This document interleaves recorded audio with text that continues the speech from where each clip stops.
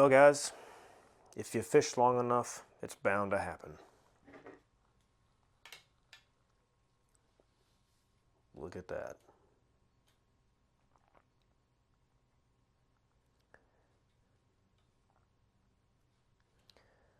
So, this is on ugly stick with a fluger, right?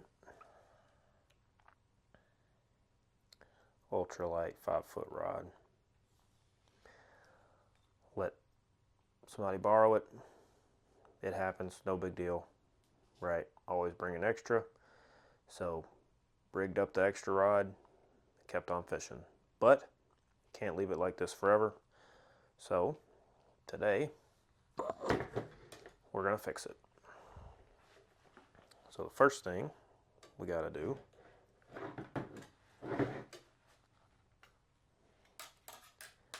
and get the bobber off.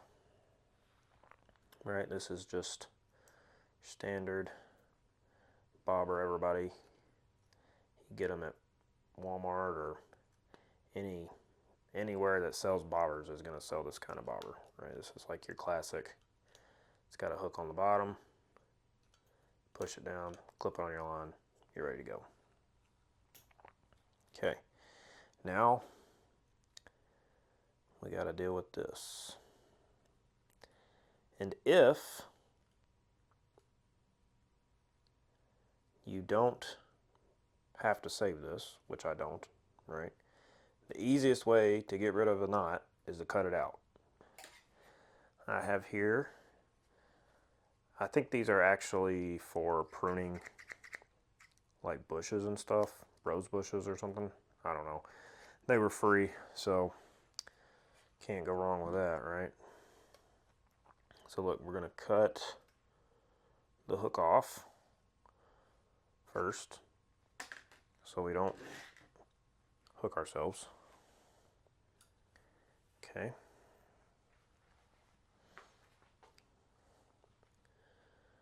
Then we are going to cut above the knot.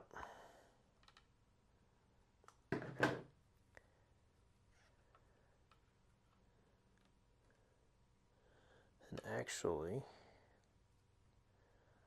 I'm going to cut the main braided line right here below the knot too. Okay. So now all this, in theory, should pull out.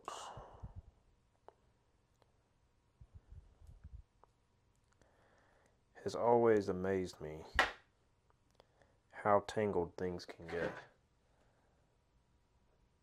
just from waving a stick around. Right, so throw that away. If you're out on the water, make sure you take it back to the bank with you. Dispose of all your trash properly. Don't litter. It's my biggest pet peeve, people littering. So now we're going to pull out plenty of slack here. Okay. Weave it through our eyes. Oop. Braid's slippery, especially compared to fly line I'm used to. Okay.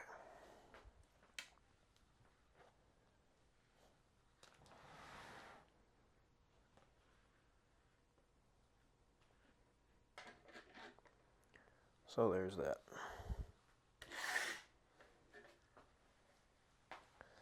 So you can see, maybe, hopefully, here is my braided line.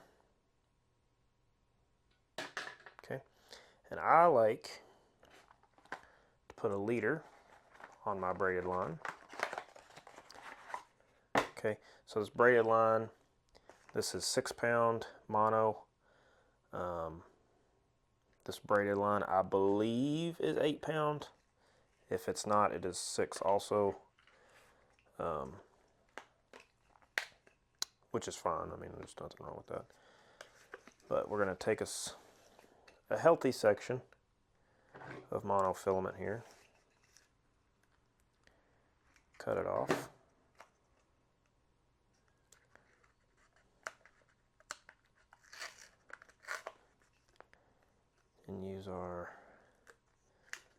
sticker to keep it in place there.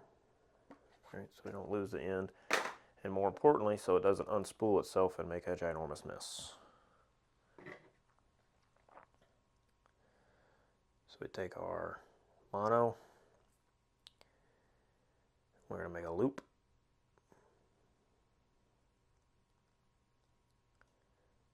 Like so. Okay, everybody see that? I gotta figure out how to keep it in focus. All right, so there's our loop of mono. The tag end is on the bottom. Okay. We're going to take our braid in our left hand, our mono in our right hand, through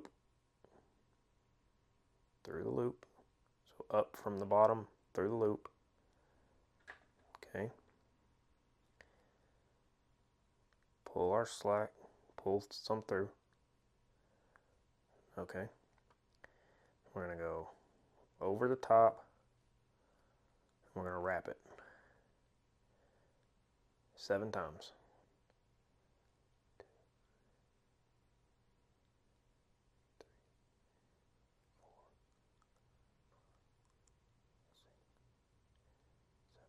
Okay, now the tricky part, we're going to wrap it 7 more times back the other way. So we're going to, the easiest way to do that, okay, is we're going to pinch this end of it, okay, and then the same way.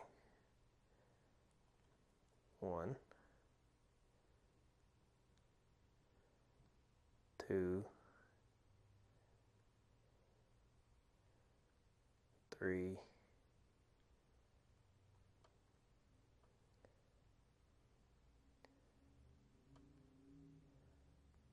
4,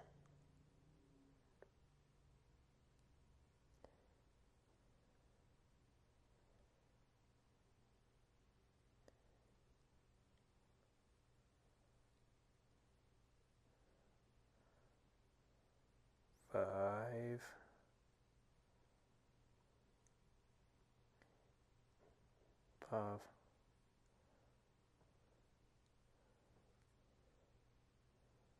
6,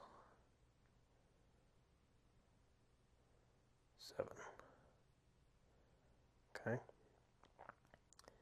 And then this part of the loop, so notice the way that one comes in. Okay, we're going to go back up through like this, grab our tag in of our braid and our mono. So it should look something like that. It'll focus. There we go. And we're going to pull the main and the tag of both the braid and the mono. Okay, and like I said, that braid's pretty slippery, especially when you got sweaty hands like I do. But get it pretty tight. We're going to wet it with our mouth.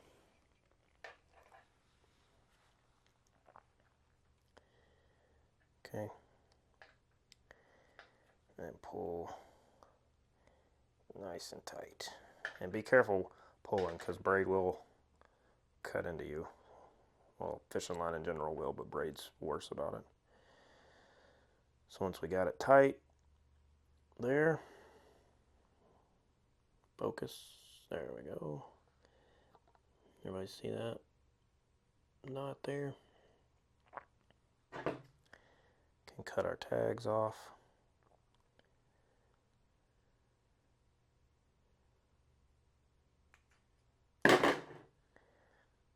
And we're good to go. There's our knot. Why do I like this knot?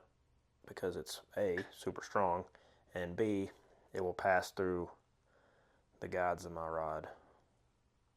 And I don't have to worry about getting caught or anything like that. So what this knot does, if you could see on a microscopic level what this is doing, the braid is essentially embedding itself into the monofilament, right? Because braid is thinner than mono. So it's like Chinese finger trapping the lines together.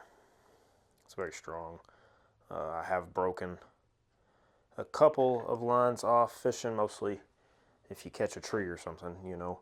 But I've never had that knot break, ever. I have had my hooks bend out. I've had my leader break at the knot on the hook. I've never had that knot, the mono to braid knot, break. Never. All right, so once you get that on there, we will tie on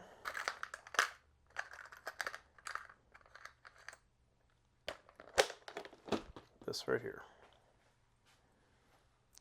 Panther Martin,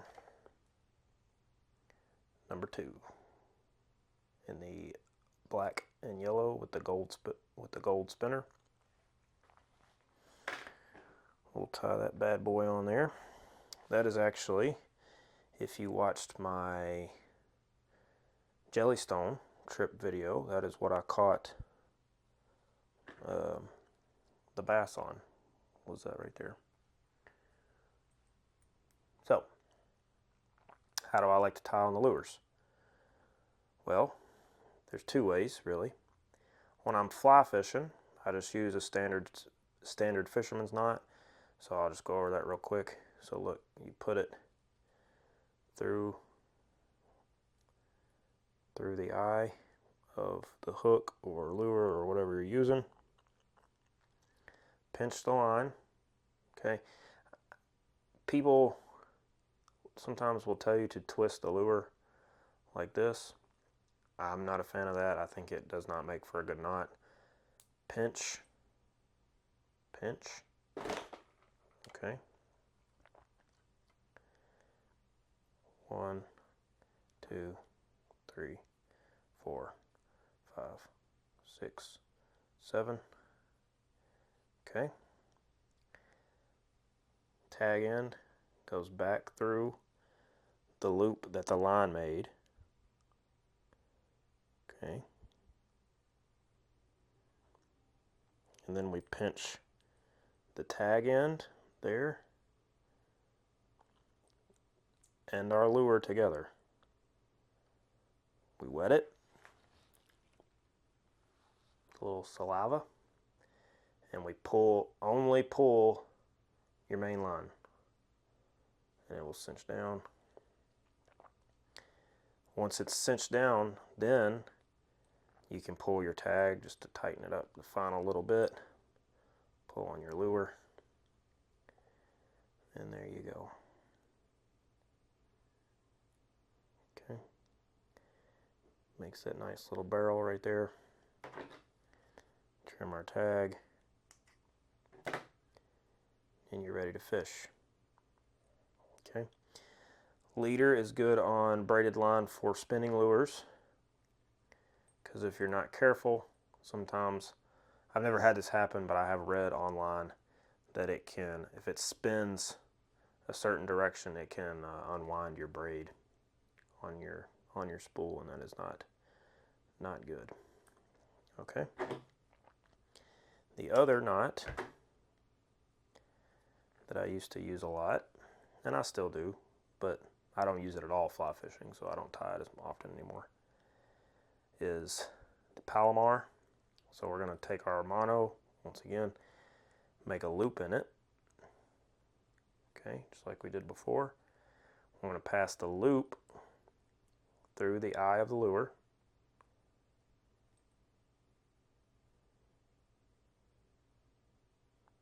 Okay.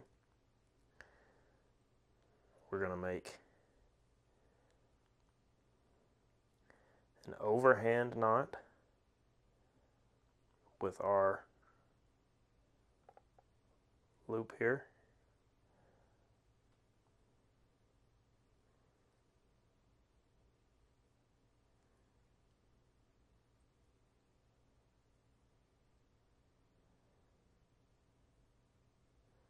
So if you can see, oh, my fingers are in the way, just your standard overhand knot with our loop.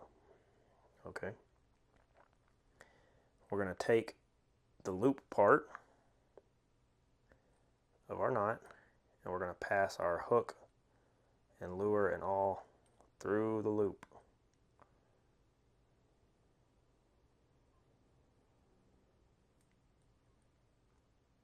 Okay. Then we hold our main and tag lines in this hand, our lure in the other hand, making sure our loop stays above our lure, and we cinch it after moistening. There you go.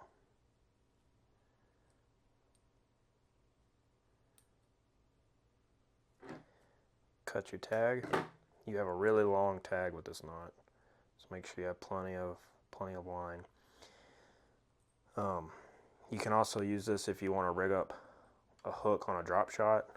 You can use this tag for your weight, right, for your drop shot. If you want to try that technique, you can. So there's our knot. Benefits of this knot are it's super strong and it's super fast to tie, right? Some people will tell you though that it impedes the action of some lures, so that's just something you'll have to figure out and determine for yourself. But they have done tests, and this is one of the strongest knots you can tie, and it being one of the fastest is just a added benefit. So there you go. So this pole has been successfully recovered, as you could say, from knotted up and useless to ready to fish again. Right. So there's everything tied up, ready to go and get back on the water. See you next time.